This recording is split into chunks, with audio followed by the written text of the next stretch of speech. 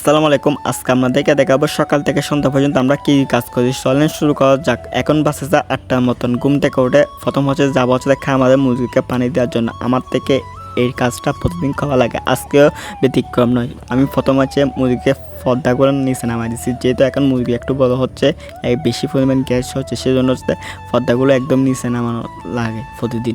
তো এখন খাবার দিয়ে ফেলবো, পানি দেওয়া কমপ্লিট। তো যেহেতু খাবার ওইদিকে, সেজন্য আমি সেদিক থেকে এক বস্তা এনে গুডং থেকে এখানে এক বস্তা দিব, এক বস্তা দিয়ে গোটা দিন চলে যাবে। এখন বাসে দুপুরে একই পানি দিতে হবে, যেহেতু পানি আমাদের 5টা বাজে নিয়ে ফেলতে হবে। এখন বাসে 5টার সময় সব পানি এখানে এনে ফেলছি এবং এখন দিতে হবে খাবার।